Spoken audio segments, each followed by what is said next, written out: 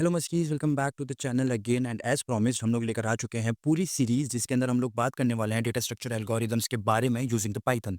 तो इस सीरीज़ को हमने कुछ चंक्स में डिवाइड किया है। बेसिकली ये 8 इंपॉर्टेंट टॉपिक्स हमारी इस सीरीज़ के अराउंड रेजोनेट करने वाले हैं। ये एक particular topic is not a single lecture, हम इसको भी लेक्चर्स में डिवाइड करने वाले हैं। जो कॉम्प्लेक्स लेक्चर्स हैं, उनके अंदर में स्पेशली मल्टी लेक्चर्स के हिसाब से हम चलेंगे आगे। तो हमारा जो टेबल ऑफ कंटेंट या फिर आप कह लो रोड मैप इस पूरे सीरीज़ का होने वाला है, वो ऐसे होगा कि हम सबसे पहले स्टार्ट करने वाले हैं इसको ऑब्जेक्ट ओरिएंटेड प्रोग्रामिंग के थ्रू।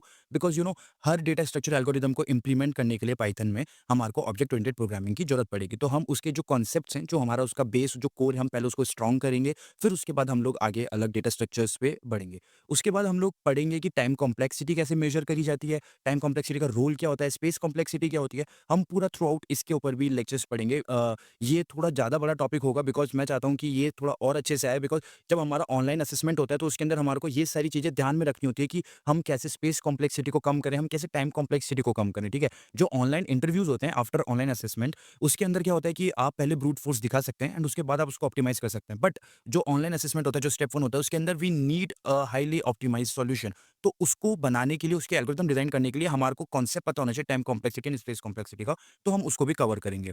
फिर उसके बाद हम लोग वन बाय वन सारे डेटा स्ट्रक्चर्स जो इंपॉर्टेंट होने वाले हैं हमारे कॉम्पिटिटिव प्रोग्रामिंग के पॉइंट ऑफ व्यू से भी उनको कवर करेंगे। We will begin with the link list, फिर हम लोग जंप करेंगे स्टैक के ऊपर, फिर हम लोग क्यू के ऊपर करेंगे, फिर उसके बाद हम ट्रीज़ के बारे में पढ़ेंगे एंड ट्रीज़ के अंदर हम सबसे इंपॉर्टेंट जो कॉन्सेप्ट होता है बाइनरी सर्च ट्री का, वो पढ़ेंगे। हम लोग ग्राफ्स पढ़ेंगे, हम लोग हैश मैप्स पढ़ेंगे एंड इसके ही अराउंड अराउंड मैं बीच में लेक्चर्स ड्रॉप करता रहूँगा जिसके अंदर हम लोग सर्चिंग एंड सॉर्टिंग भी पढ़ेंगे।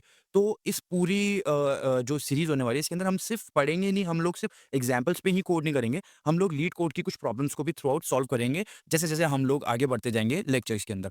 तो without wasting any single second, let's move to our very first lecture जो हमारा होने वाला है ऑब्जेक्ट ओरिएंटेड प्रोग्रामिंग के अराउंड। तो ऑब्जेक्ट ओरिएंटेड प्रोग्रामिंग क्या होती है? आपने सुना होगा कि किसी से भी आप पूछोगे तो सबसे पहला क्वेश्चन ये होता है कि यार 4 pillars of object oriented programming क्या होता है, ठीक है? एवरीबॉडी नोज़ कि सबसे पहले हमारे पास जो मतलब 4 पिलर्स के अंदर जो सबसे इम्पोर्टेंट पिलर्स होते हैं वो होते हैं एनकैप्सुलेशन एंड उसके बाद हमारे पास आता है पॉलीमॉर्फिज्म। मतलब I am not writing it in order, हम लोग किसी भी ऑर्डर में इन पिलर्स को पढ़ सकते हैं, ठीक है? फिर आता है इनहेरिटेंस एंड जो सबसे लास्ट और जो सबसे पॉलीमॉर्फिज्म की स्पेलिंग थोड़ी सॉरी, ओके, तो जो सबसे लास्ट होता है, जो सबसे ज़्यादा इंपॉर्टेंट होता है, वो होता है एब्स्ट्रैक्शन, ठीक है? तो एब्स्ट्रैक्शन के अंदर क्या होता है बेसिकली, एक बार मैं एब्स्ट्रैक्शन नहीं, मैं एक बार वन बाय वन सबको ही बताता हूँ। सबसे पहले हम स्टार्ट करते हैं एनकैप्सुलेशन के अंदर। तो एनकैप्सुलेशन के अंदर क्या होता है, मैं एक छोटा-छोटा सा एक लाइन के अंदर इसको कवर करूँगा।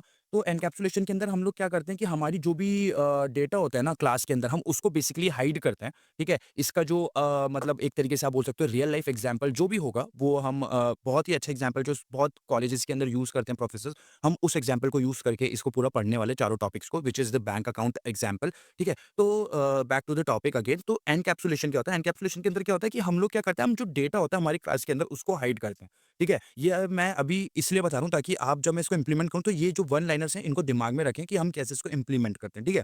फिर उसके बाद आता है इनहेरिटेंस। तो इनहेरिटेंस के अंदर क्या होता है कि जैसे ये नाम है इनहेरिट होना, ठीक है? तो क्या होता है, इनकी जो पेरेंट क्लास होती है वहाँ से हम लोग कुछ-कुछ प्रॉपर्टीज़ अपनी चाइल्ड क्लास के अंदर इनहेरिट कर लेते हैं, ठीक है? ये भी हम सीखेंगे। और फिर आता है हमारा पॉलीमॉर्फिज्म। पॉलीमॉर्फिज्म में हम लोग ये सीखेंगे कि कैसे सेम फंक्शन के नेम को हम डिफरेंट डिफरेंट तरीके की या डिफरेंट डिफरेंट फॉर्म्स में यूज़ कर सकते हैं और इसका क्या यूज़ होता है बेसिकली, ये भी हम लोग सीखने वाले हैं। और लास्ट जो सबसे इंपॉर्टेंट होने वाला है वो होने वाला है हमारा एब्स्ट्रैक्शन। तो व्हाट इज़ एब्स्ट्रैक्शन, ठीक है? एब्स्ट्रैक्शन क्या होता है? ये ना मतलब बेसिकली बहुत ज़्यादा इंपॉर्टेंट इसलिए हो जाता है क्योंकि ये ना आप रियल लाइफ में देखोगे ना तो एब्स्ट्रैक्शन ही एब्स्ट्रैक्शन है हर जगह, ठीक है? जैसे लेट्स सपोज एक कार है, ठीक है? आपने कार में कीज़ डाली या फिर आपने एक पावर बटन दबाया, उससे आपकी कार स्टार्ट हो गई। अब इसके थ्रू आउट आपने ये थोड़ी देखा कि कैसे इंजन के पास गया, जो भी स्पार्क होना था वो इंजन के थ्रू आउट हुआ, इंजन स्टार्ट हुआ, कैसे जो फ्यूल इंजेक्टर था उसने फ्यूल को इंजेक्ट किया, ये आपको नहीं पता रहता। आपको एक फिनिश्ड प्रोडक्ट मिलता है कार के रूप में और उसके अंदर आप लोग सिर्फ बटन दबाते हैं, कार स्टार्ट होती है और आप अपनी कार को लेकर चले जाते हैं। तो दिस इज़ मतलब एक तरीके से आप बोल सकते हैं एक रफ एग्जांपल होता है एब्स्ट्रैक्शन का, ठीक है? तो ये 4 पिलर्स होते हैं, ये मैंने आपको डेफिनिशन के थ्रू बताया, ठीक है? अब अपन चलते हैं लेक्चर कोड के अंदर, हम कोड लिखते हैं और इसको इम्प्लीमेंट करते हैं। Okay, so we are here at the screen. तो मैं बताऊँ आपको मैंने क्यों डायरेक्ट कोड एडिटर से स्टार्ट नहीं किया, बिकॉज़ मेरे को यहाँ पे एक बहुत इंपॉर्टेंट कॉन्सेप्ट बताना था आप लोगों को। अगर आप में से बहुत लोगों को इसके बारे में पता है तो आप इसको स्किप भी कर सकते हैं। मेरे को बताना था वर्चुअल एनवायरनमेंट के बारे में। बेसिकली वर्चुअल एनवायरनमेंट क्या होता है? मैं 5 मिनट में इस लॉजिक को रैप अप करूँगा। तो लेट्स सपोज़ मेरे पास बेस पाइथन का इसके अंदर इंटरप्रेटर पड़ा हुआ है, ठीक है? अब उसको अपन चेक करते हैं। लेट्स सपोज़ मेरे पास अभी पाइथन का 13 वर्ज़न पड़ा हुआ है, ठीक है? मेरे पास 3.13 है और मेरे पास 3.10 भी है। मैं डुअल पाइथन वर्ज़न पे काम करता हूँ, ठीक है? बिकॉज़ एप्लीकेशन के अंदर जो मैं एप्लीकेशन पे जिन एप्लीकेशन पे मैं काम करता हूँ, उसके अंदर अलग-अलग वर्ज़न्स चाहिए होते हैं, ठीक है? तो अब लेट्स सपोज़ कि मेरे को क्या चाहिए? मेरे पास 2 एप्लीकेशंस हैं, डिफरेंट-डिफरेंट एप्लीकेशंस हैं। अब वो सेम ही पाइथन का वर्ज़न कंज़्यूम कर रही हैं। For an instance let's suppose कि वो 3.13.7 पे ही काम कर रही हैं दोनों, ठीक है? अब मेरे को है ना उन दोनों के अंदर रिक्वायर हो गई एक पाइथन पैकेज की। एक तो मान लो आप अपने पांडास की हो गई, एक हो गई नमपाई की। तो लेट्स सपोज़ पाइ जो एप्लीकेशन ए है, उसके अंदर मेरे को पांडास चाहिए, एप्लीकेशन बी के अंदर मेरे को नमपाई चाहिए। अब मैं ये नहीं चाहता कि जब मेरे को रिक्वायरमेंट डॉट टीएक्सटी फाइल बनानी है, जिसके अंदर मैं ये सारी रिक्वायरमेंट्स मैं डालूँगा कि इस एप्लीकेशन को चलाने के लिए मेरे पास क्या-क्या रिक्वायरमेंट्स होनी चाहिए। तो उसके अंदर मेरे को एप्लीकेशन ए में तो सिर्फ़ पांडास ही चाहिए, नमपाई नहीं चाहिए और एप्लीकेशन बी के अंदर मेरे को सिर्फ़ नमपाई चाहिए, पांडास नहीं चाहिए। बट अगर मैं बिना वर्चुअल एनवायरनमेंट क्रिएट करे, जो बेस पाइथन का इंटरप्रेटर है इस डेस्कटॉप के ऊपर, उसको यूज़ करूँगा, तो उसके अंदर तो ये दोनों ही इंस्टॉल्ड होंगी, है ना? तो अगर मैं रिक्वायरमेंट डॉट टीएक्सटी करूँगा, तो वो दोनों आ जाएँगी। फिर जब मैं डॉकर से इसको इंस्टॉल करूँगा डिप्लॉय करने के लिए, जब मैं कंटेनर को स्पिन करूँगा, तो उस सिचुएशन के अंदर ये ज़बरदस्ती का टाइम लेगी अननेसेसरी डिपेंडेंसीज़ को इंस्टॉल करने के लिए। तो हम लोग क्या करते हैं, हम लोग एक क्रिएट करते हैं वर्चुअल एनवायरनमेंट, जो हमारी एप्लीकेशन को ना ज़्यादा हेवी होने देता है और जो उसकी रिक्वायरमेंट डॉट टीएक्सटी फाइल है, उसको अप टू द मार्क रखता है, ठीक है? कैसे करते हैं? तो इसको करने के 2 तरीके हैं। एक आप कमांड्स के थ्रू भी कर सकते हैं और एक आप डायरेक्ट पाइचार्म के थ्रू भी कर सकते हैं। तो मैं पाइचार्म वाला तरीका बताऊँगा, कमांड्स के थ्रू के लिए मैंने एक सेपरेट वीडियो बनाई हुई है। आप उसको रेफर कर सकते हैं वर्चुअल एनवायरनमेंट की। तो लेट्स सपोज़ मेरे पास ये बना हुआ है। अब मैं इसके अंदर एक पाइथन का इंटरप्रेटर कॉन्फ़िगर करना चाहता हूँ। मैं न्यू इंटरप्रेटर कॉन्फ़िगर करूँगा। तो यहाँ पे मैं लोकल इंटरप्रेटर जो है, अब इसके अंदर आप देखोगे जो बेस वर्ज़न है मेरा 3.10.4 है, जैसे मैंने बताया था मैं 2-2 पाइथन के वर्ज़न्स यूज़ करता हूँ। यहाँ पे ये ऑटोमैटिकली 3.10.4 को ले रहा है, पिक कर रहा है, 13 को नहीं ले रहा है, ठीक है? तो इससे हमारे को कोई फ़र्क भी नहीं पड़ता। अब मैं इसको ओके करके क्रिएट कर दूँगा and as you can see कि मेरे पास पाइथन 3.10 डीएसए इन पाइथन का ऑलरेडी एक वर्चुअल एनवायरनमेंट क्रिएट हो गया है, यहाँ पे आप चेक कर सकते हैं, ठीक है? अब इसके अंदर आप टर्मिनल के अंदर आप आएँगे तो जो भी डिपेंडेंसीज़ इंस्टॉल करेंगे वो सीधा डॉट वीएनवी जो वर्चुअल एनवायरनमेंट हमने क्रिएट करा है, ये सीधा उसके पास आएगी, ठीक है? ये कहीं अपने बेस पे नहीं जाएगी। तो लेट्स सपोज़ मैं आपको एक बार एक और दिखाता हूँ, मैंने जो बेस मेरा पाइथन का जो इंटरप्रेटर है, उसके ऊपर मैंने पांडास को ऑलरेडी इंस्टॉल कर रखा है, बिकॉज़ पांडास बहुत जगह यूज़ होती हैं। तो मैं अगर यहाँ पे इंस्टॉल करता हूँ, तो देखो लिखा हुआ आएगा कि रिक्वायरमेंट ऑलरेडी सैटिस्फाइड, है ना? अगर अब मैं सिमिलरली इसके अंदर जाऊँगा क्योंकि बेस बेस इंटरप्रेटर तो ये सेम ही रेफर कर रहा है ना, अगर मैं यहाँ पे पिप इंस्टॉल पांडास लिखूँगा, तो यहाँ पे भी ये रिक्वायरमेंट ऑलरेडी सैटिस्फाइड देना चाहिए, लेकिन ऐसा नहीं होगा। इसके अंदर देखो, आप ये कैशे जो मतलब ये इंस्टॉल कर रहा है एक बार, ठीक है? इसके अंदर जो भी कैशे है, जो कैशे में पांडास के जो पैकेजेस स्टोर्ड हैं, ये वहाँ से निकालने की कोशिश कर रहा है, उसको इंस्टॉल कर रहा है, ठीक है? तो this is the difference I am talking about. ये बहुत इंपॉर्टेंट है और इसका इन डेप्थ अगर आपको समझना है कि वर्चुअल एनवायरनमेंट्स कैसे काम करते हैं, तो आप मेरी एक वीडियो है जो मैंने इसके ऊपर अच्छे से बनाई हुई है, उसको आप रेफर कर सकते हैं, ठीक है? तो ये तो होता रहेगा, let's not waste more time in this, ठीक है? Let's come to the like अपना जो मेन टॉपिक था ऑब्जेक्ट ओरिएंटेड प्रोग्रामिंग। तो what is object oriented programming? Object oriented programming होती है ना जो, उसके अंदर ना क्या होता है कि हम लोग ऑब्जेक्ट्स की मदद से, हम लोग क्लासेस एंड ऑब्जेक्ट्स की मदद से हम कोड को ना एकदम इस फॉर्मेट में लिखते हैं ताकि हम उसको रीयूज़ कर सकें, ठीक है? एकदम क्लीनली कोड बना सकें, हम कोड को एकदम मॉड्यूलर रखते हैं, ठीक है? ये 3 है ना बहुत इंपॉर्टेंट कोडिंग स्टैंडर्ड्स होती हैं जो हर in each and every company जो फॉलो करी जाती है, ठीक है? तो इन तीनों चीज़ों को फॉलो करने के लिए हम लोग ऑब्जेक्ट ओरिएंटेड प्रोग्रामिंग में कोड करते हैं। अब ऑब्जेक्ट ओरिएंटेड प्रोग्रामिंग में एक्चुअल में होता क्या है? तो एक्चुअल में क्या होता है कि हमारे पास 2 चीज़ें होती हैं। एक तो होता है हमारे पास एट्रिब्यूट्स, एक अपन पाइथन फाइल बना लेते हैं इसके अंदर, ठीक है? तो अपने पास ना 2 चीज़ें होती हैं, ठीक है? सबसे पहले अपने पास होती हैं लेट्स सपोज़ मैं बोलूँ कि मेरे पास एक तो होता है एट्रिब्यूट, ठीक है? एट्रिब्यूट क्या होता है? ठीक है? इसको आप ऐसे समझो, लेट्स सपोज़ मेरे पास एक बैंक अकाउंट है ना? अब बैंक अकाउंट में आपके हिसाब से क्या इम्पोर्टेंट डेटा होना चाहिए उसके अंदर, है ना? जो आपके बैंक अकाउंट का लिए मतलब आपके लिए सबसे इम्पोर्टेंट होगा। क्या डेटा आपके बैंक अकाउंट के लिए सबसे ज़्यादा इम्पोर्टेंट होगा? सिमिलरली बहुत सिंपल है ये, बैलेंस जो भी हम हमारे बैंक अकाउंट में स्टोर करने वाले हैं, ठीक है? वो हमारे लिए सबसे इम्पोर्टेंट होगा डेटा। और दूसरी चीज़ मेरी पर्सनल डिटेल्स, जैसे लेट्स सपोज़ कि मेरा ये आईएफएससी कोड है बैंक का, इस ब्रांच का, मैं इस ब्रांच के अंदर मैंने अकाउंट खुलवा रखा है, ये मेरा मोबाइल नंबर, ये मेरा एड्रेस, ऑल दीज़ थिंग्स, ठीक है? ये सब हमारे लिए बहुत इंपॉर्टेंट होने वाली है, ये हमारे बैंक अकाउंट के एट्रीब्यूट्स हैं, ठीक है? तो हमारी एक जो क्लास, हम जो बैंक अकाउंट नाम से हम जो अभी क्लास बनाने वाले हैं, उसके अंदर हमारे को 2 इंपॉर्टेंट डेटा की ज़रूरत होने वाली है, which is balance and the user data, ठीक है? तो एट्रीब्यूट्स कुछ नहीं होता, एट्रीब्यूट्स होता है डेटा, एक तरीके से अगर आप बात करोगे तो, है ना? इसको मैं कमेंट आउट कर देता हूँ, ठीक है? ये डेटा हो रहा है क्यों बोल रहा है ये? ओके। ओके, ओके, क्योंकि मैंने ये ऑब्जेक्ट ओरिएंटेड प्रोग्रामिंग के अंदर बनाई है ना, तो मेरे को इसको यहाँ से एक्टिवेट भी करना पड़ेगा, तो जो मैंने पुराना वाला बाहर वाला बनाया है, इसलिए मैं इसको यहाँ से डायरेक्ट एक्टिवेट कर रहा हूँ। ठीक है, चला गया, ठीक है। अब नेक्स्ट हमारा जो होता है वो आता है एट्रिब्यूट्स के बाद हमारे पास सबसे इम्पोर्टेंट जो चीज़ आती है कि हम जो भी फंक्शंस करते हैं पाइथन के अंदर, ठीक है? वो कैसे हम अचीव करें? सबसे पहला फंक्शन क्या होता है? डिपॉज़िट करना, जो भी हम अमाउंट डिपॉज़िट कर रहे हैं, उसको कैसे करें, ठीक है? दूसरा हमारा तरीका होता है जो फंक्शन होता है हमारा बैंक अकाउंट का होता है विथड्रॉ करना। ये दोनों एक तरीके के प्रोसेस हैं, जो हमारे को हैंडी चाहिए। मतलब हम कभी भी हमारे अकाउंट में पैसा भी जमा करवा सकें और कभी भी हम उसको निकलवा भी सकें, ठीक है? तो ये हमारे हो चुके हैं एक्शंस। ये हो गए हमारे एक्शंस, ठीक है? और इन्हीं को हम लोग मेथड्स बोलते हैं, हमारी ऑब्जेक्ट ओरिएंटेड प्रोग्रामिंग के अंदर, ठीक है? तो लेट्स सपोज़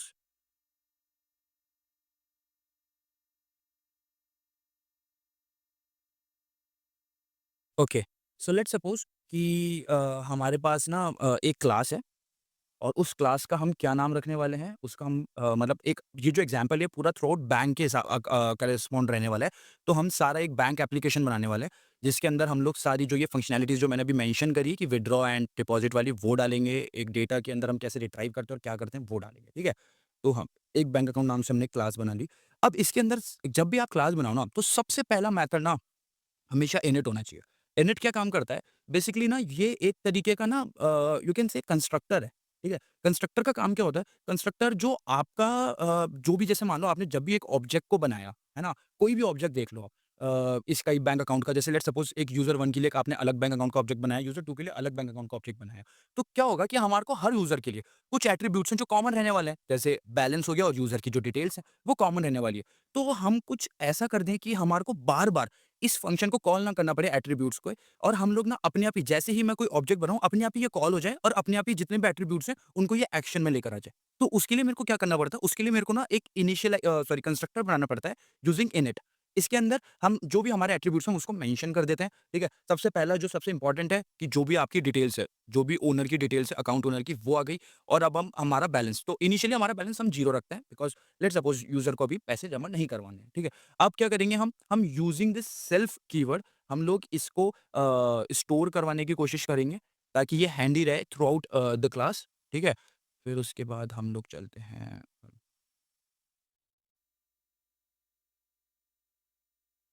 ओके, ठीक है? तो ये हो गया हमारा कंस्ट्रक्टर। ये क्या करेगा जब-जब हमारा कभी भी बैंक अकाउंट का जो भी ऑब्जेक्ट हमारा क्रिएट होगा या फिर हम बनाएँगे, तो ये सबसे पहले इसको इनिशिएट कर देगा, इसको ये बना देगा, इसको चार्ज में ले आएगा और जितने भी ये जो भी एट्रिब्यूट्स इसके अंदर है वो सारे हैंडी हो जाएँगे यूज़ करने में, ठीक है?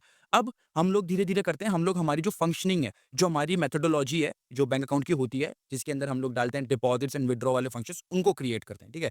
तो लेट्स सपोज़ कि मेरे को सबसे पहले डिपॉज़िट वाला काम करना है, ठीक है? अब डिपॉज़िट के लिए आपको क्या चाहिए? देखो सेल्स तो ऑटोमैटिकली आ जाएगा, है ना? सेल्स क्योंकि आप थ्रू आउट ये सारे एट्रिब्यूट्स को एक्सेस करना चाहते हो तो सेल्फ ऑटोमैटिकली आएगा। अब थोड़ा-सा अपन दिमाग लगाते हैं, जब भी हमारे को अमाउंट को डिपॉज़िट करवाना है, तो हमारे को क्या चाहिए? अमाउंट का जो नंबर है कि कितना अमाउंट हमारे को डिपॉज़िट करवाना है, ठीक है? तो लेट्स सपोज़ मैंने अमाउंट ले लिया। अब कैसे? जो भी हमारा मतलब इनिशियल बैलेंस था, जो बेसिकली 0 होने वाला है, ठीक है? 0 रहने वाला है इनिशियली, उसके अंदर हम कुछ भी ना करें, उसके अंदर अगर हम ये अमाउंट ऐड कर दें, तो हमारे पास अपडेटेड अमाउंट आ जाएगा, राइट? तो लेट्स सपोज़ मेरे को उसको अपडेट करना है, तो हम अपडेट कैसे करते हैं? हम लोग यहाँ से जो ये हमने यहाँ पे बनाया था एट्रिब्यूट बैलेंस नाम का एट्रिब्यूट, उसको कॉल किया, ठीक है? और हमने उसके अंदर सिंपली जो भी हमारा अमाउंट है, उसको ऐड कर दिया। जितना भी हमारे को डिपॉज़िट करवाना है, हमने उसको ऐड कर दिया, ठीक है? और फिर उसके बाद हम लोग क्या करेंगे, हम लोग प्रिंट करवा देंगे uh, your updated amount sorry your updated balances जो भी अपना लास्ट में मतलब अपडेट होने के बाद जो भी हमारा अमाउंट बचता है, जो भी मतलब इसके अंदर ऐड होकर आ गया उसको, ठीक है? तो ये तो सिंपल हमारा डिपॉज़िट का बन गया, है ना? सिमिलरली ऐसे ही सिंपल तरीके से हम लोग विथड्रॉ का भी फंक्शन बनाएँगे, ठीक है? लेट मी ओके, तो ये withdraw function same as deposit self automatically यहाँ पे पॉपुलेटेड हो गया है, ठीक है? अब विथड्रॉ फंक्शन के लिए भी आपको क्या चाहिए इम्पोर्टेंट चीज़? अमाउंट, कि हमारे को कितना अमाउंट विथड्रॉ करवाना है, ठीक है? तो अब ये विथड्रॉ के लिए आपको आर्ग्यूमेंट्स तो समझ में आ गए हैं। अब जैसे लेट्स सपोज़ जो भी मेरा अमाउंट है ना? मेरे को वो विथड्रॉ करवाना है। इसके अंदर 2 केसेस बनेंगे, बहुत सिंपल इफ एल्स केसेस बनेंगे। लेट्स सपोज़ मेरे बैंक अकाउंट के अंदर ₹1000 हैं, उसमें से मेरे को ₹500 विथड्रॉ करवाना है, तो जो मेरा अमाउंट है उसमें से 500 माइनस हो जाएगा, ठीक है? But on the other side let's suppose मेरे अकाउंट में ₹1000 है और मेरे को विथड्रॉ करवाने ₹1100, इट इज़ नॉट पॉसिबल, है ना? तो हमारे को ये दोनों केसेस इसके अंदर हैंडल करने पड़ेंगे। तो मैं एक सिंपल सा इफ स्टेटमेंट लिखूँगा, इफ जो भी हमारा अमाउंट है वो लेस देन या फिर इक्वल्स टू है हमारा जो करंट बैलेंस है उससे, ठीक है? तो इट विल लाइक सबसे पहले माइनस कर देगा, जो भी हमारा बैलेंस है उसमें से, सॉरी, अ, अमाउंट को, ठीक है? और फिर जो भी मतलब प्रिंट आप कुछ भी करवा सकते हैं यहाँ पे, लेट्स सपोज मैं कर देता हूँ अ,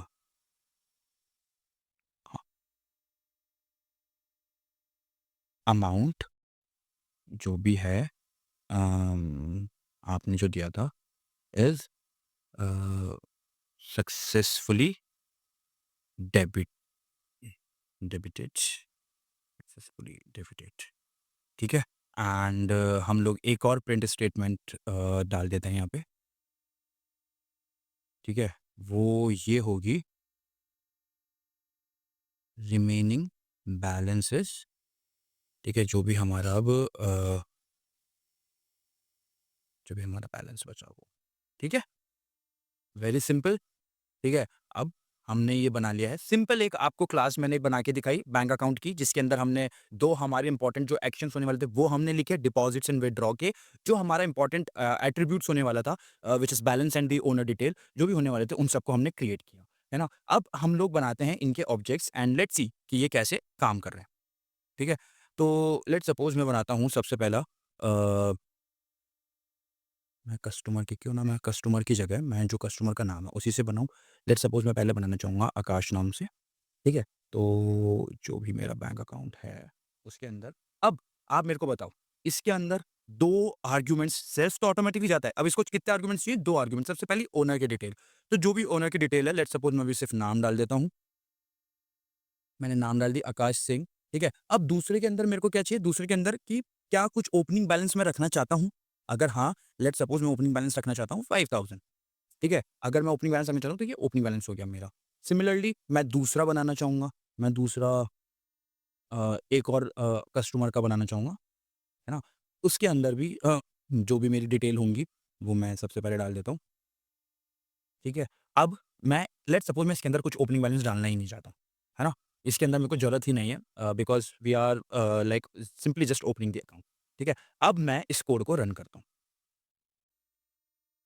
ठीक है? डन, हो गया ये कोड रन, है ना? अब आप देख सकते हो मेरे पास 2 अकाउंट बन चुके हैं, है ना? अब इन दोनों अकाउंट के अंदर लेट्स सपोज़ मैं कुछ अमाउंट ऐड करना चाहता हूँ, कुछ अमाउंट विथड्रॉ करना चाहता हूँ। तो लेट्स से अक्षिता भूल गए अकाउंट के अंदर उसके कुछ अमाउंट है नहीं एंड उसको विथड्रॉ करवाना है, ठीक है? उसको पता नहीं अभी उसके अकाउंट में कितना बैलेंस है, क्या है? तो उसको अभी सिंपली अमाउंट जो भी है इसका वो विथड्रॉ करवाना है। लेट्स सपोज़ उसके अंदर शी वांट्स टू विथड्रॉ ₹1000। तो अब आइडियली आपके हिसाब से क्या इसका आंसर आना चाहिए? Because oh! आई फॉरगॉट मैंने यहाँ पे एल्स कंडीशन नहीं लिखी जिसके अंदर हमारा मतलब अगर अमाउंट जो है वो इनसफिशिएंट बैलेंस वाला है तो बेसिकली वो प्रिंट हो, ठीक है? तो मैं यहाँ पे लिख दूँगा,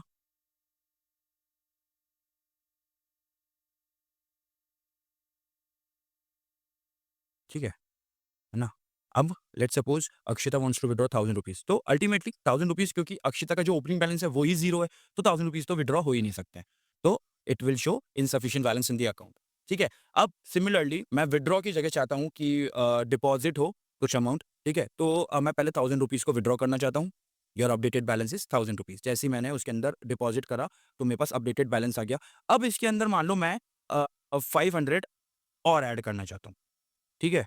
500 और ऐड किया, लेकिन देखो यहाँ पे एक कैच है, यहाँ पे एक सिचुएशन ये बन गई है कि पहले वाला जो ₹1000 था, उसको नहीं लिया गया, है ना? अभी हमारे पास 500 ही अपडेटेड बैलेंस आया, है ना? अब मैं अगर इसमें से लेट्स सपोज़ मैं विथड्रॉ करूँगा, मैं ₹100 को विथड्रॉ करना चाहूँगा, तो सॉरी डिपॉज़िट करना चाहूँगा तो ₹100 डिपॉज़िट आएगा। अब मैं वहीं पे विथड्रॉ करना चाहूँगा तो इनसफिशिएंट बताएगा। क्या कोई बता सकता है क्या हमने कोई वो मिस कर दिया हमने कोई क्या बोलते हैं it's a kind of logic हमने मिस कर दिया या फिर हम कुछ लिखना भूल गए?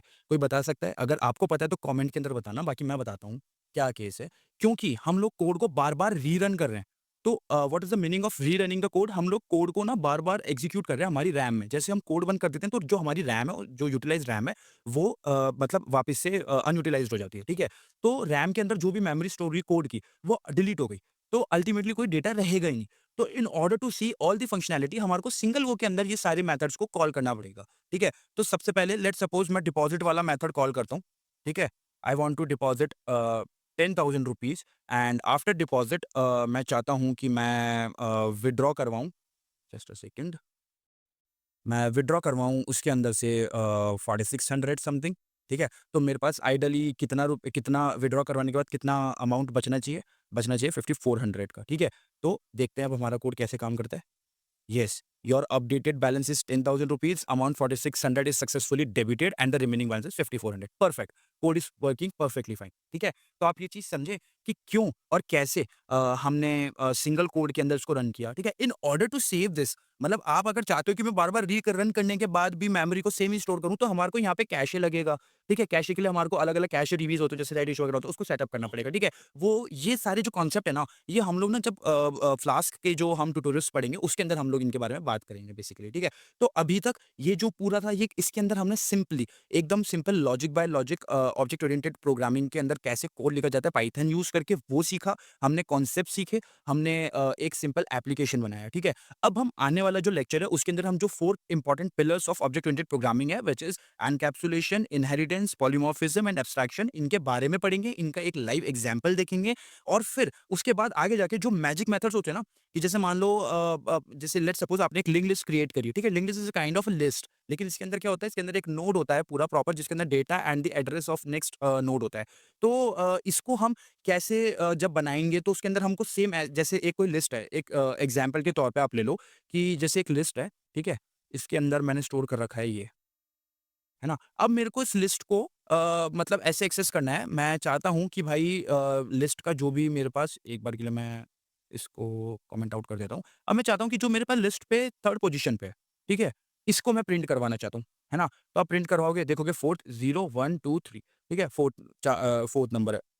अब क्या होता है कि जो हम लिंक लिस्ट क्रिएट करते हैं, हम स्टैक क्रिएट करते हैं, क्यों क्रिएट करते हैं? उसके अंदर जो इंडेंटेशन के बेसिस पे जब हम डेटा को फेच करते हैं, तो हमारे पास ये यू कैन से कि एडवांटेज नहीं होता कि हम ऐसे स्क्वायर ब्रैकेट से डायरेक्टली कर लें।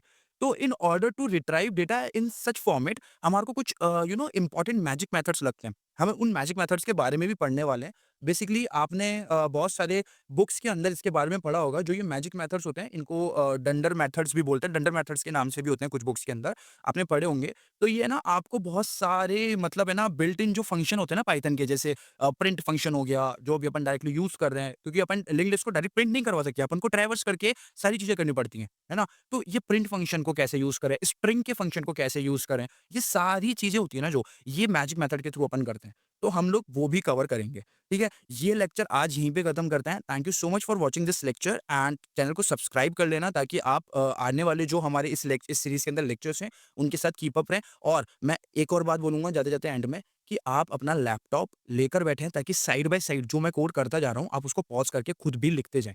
जैसे ही मैंने एक कोड को कंप्लीट कर दिया है, आपको बिना देखे जो आपने लॉजिक सीखा है, उसको यूज़ करके इम्प्लीमेंट करना है आपके खुद के लैपटॉप के ऊपर। इससे आपकी जो हैंड्स ऑन है ना, वो क्विकली इम्प्रूव होंगे, आपके लॉजिक्स अच्छे बनेंगे एंड मैं कह रहा हूँ कि पाइथन के अंदर डेटा स्ट्रक्चर एल्गोरिथम इस पूरी सीरीज़ के बाद ना आपके लिए पीस ऑफ केक बनने वाला है। तो stay tuned and thank you so much for watching this video. Bye bye. See you in the next video.